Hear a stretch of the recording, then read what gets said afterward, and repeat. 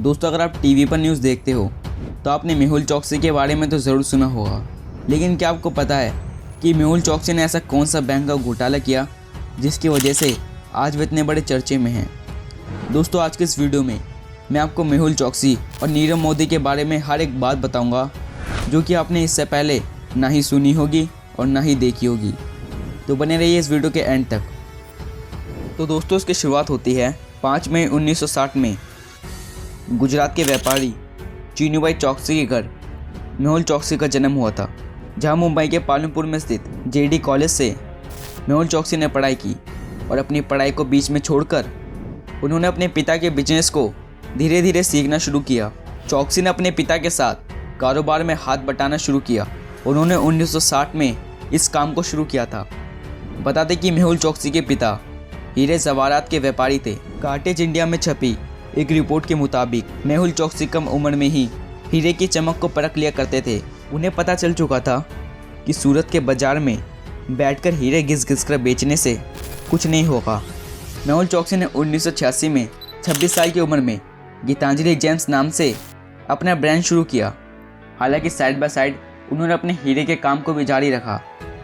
उन्होंने Belgium, America, Japan और कई बड़े बड़े देशों में अपने हीरे बेचने का काम शुरू किया। दोस्तों, उस समय नीरव मोदी जो कि मेहुल चौकसी के भांजे थे, उन्होंने भी धीरे धीरे काम सीखना शुरू किया। शुरुआत में मोदी ने गहनों के व्यापार में रिटेल की संभावना को समझा और गीतांजलि ने 1994 में अपना ज्वेलरी ब्रांड गिली लॉन्च किया। इस ब्रांड के मार्जिन्स ज़्यादा थे। उसी तरफ चौकसी के ब्रांड को मैनेजमेंट ग्रुप और बॉलीवुड के सेलिब्रिटी की मदद से काफ़ी आगे ले जाया गया। इसके बाद तो अगले दशक तक गीतांजलि ने अपना व्यापार देश विदेश तक फैला दिया था। 2008 में दिए गए इंटरव्यू में मेहुल चौकसी ने अपने ब्रांड के बारे में बात करते हुए कहा था कि हमने अब तक 60 से 70 ब्रांड को खड़े किए हैं, जिनमें 20 से 30 बेहद मशहूर है। इस ब्रांड के पीछे अमिताभ बच्चन, ऐश्वर्या बच्चन, प्रियंका चोपड़ा जैसे बड़े बॉलीवुड सितारों का हाथ है। उसी के कुछ सालों बाद चौकसी ने विदेश ब्रांड डिबेज से हाथ मिलाया। उन्होंने डिबेज से कच्चे हीरे खरीदने शुरू किए। 10 साल में मेहुल चौकसी के ब्रांड का नाम भारत के साथ साथ विदेशों में भी सुनाई पड़ने लगा। चौकसी के बढ़ते कारोबार के साथ उनकी शौक भी पहाड़ चढ़ रही थी। वे मुंबई में अपने एक पर्सनल यार्ड रखते थे, जिसमें अपने सेलिब्रिटी दोस्त के साथ अक्सर पार्टी रखी जाती थी। उनकी पहचान उस समय काफ़ी बढ़ चुकी थी। वे अपने परिवार और दोस्तों के साथ अमेरिका के सैन फ्रांसिस्को में छुट्टियां बिताते थे। मेहुल चौकसी विवाद का भी हिस्सा बन चुके हैं। वह विवाद का हिस्सा तब बने जब गीतांजलि के प्रूफ डायरेक्टर संतोष श्रीवास्तव और दूसरे फ्रेंचाइजी होल्डर ने कहा था कि मेहुल चौकसी द्वारा बेचे गए ज़्यादातर डायमंड अपने सेलिंग प्राइस के मुकाबले खराब क्वालिटी के साथ साथ लैब में बनाए गए थे। साल 2018 तक सब कुछ सही चल रहा था, लेकिन वैलेंटाइन के दिन एक ऐसे बैंक घोटाले का खुलासा हुआ जिसने सबको हिला के रख दिया था। इस घोटाले की शुरुआत 2011 में ही हो गई थी। 2011 से 2017 के बीच मेहुल चौकसी ने नीरव मोदी के लिए पंजाब नेशनल बैंक की तरफ से कई सारे फर्जी लेटर ऑफ अंडरटेकिंग जारी किए थे। दोस्तों, इससे पहले मैं आपको लेटर ऑफ अंडरटेकिंग के बारे में बता दूं और ये भी बता दूं कि नीरव मोदी ने कैसे लेटर ऑफ अंडरटेकिंग के चलते पंजाब नेशनल बैंक में 3000 करोड़ का घोटाला किया था।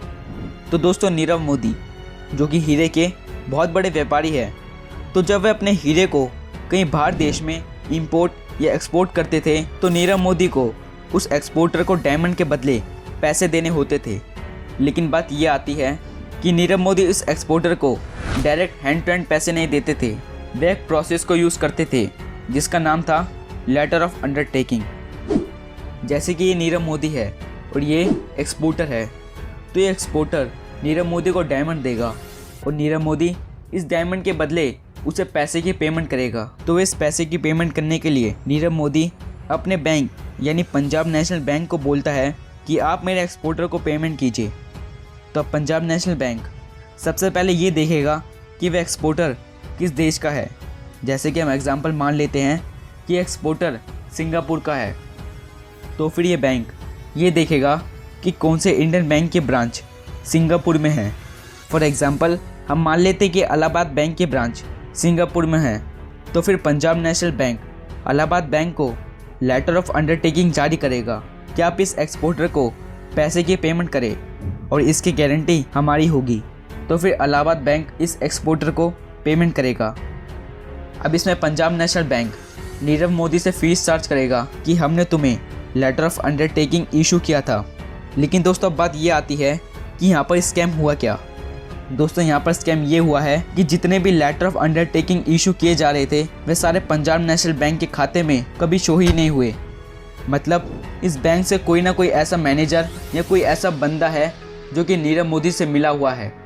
और दूसरी बात ये भी थी कि एक लेटर ऑफ अंडरटेकिंग की पेमेंट दूसरे लेटर से की जा रही थी। मतलब एक कर्जे से दूसरे कर्जे की पेमेंट की जा रही थी और दूसरे कर्जे से तीसरे की जा रही थी। ऐसे करते करते करीब नीरव मोदी ने 3000 करोड़ का घोटाला कर दिया था।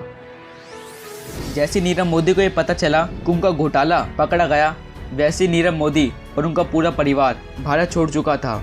जब इस केस की और छानबीन करी तो पता चला था कि इस लेटर को जारी करने के पीछे पंजाब नेशनल बैंक के डिप्टी मैनेजर गोकुलनाथ शेट्टी और उनके साथी मनोज करात का बहुत बड़ा हाथ था।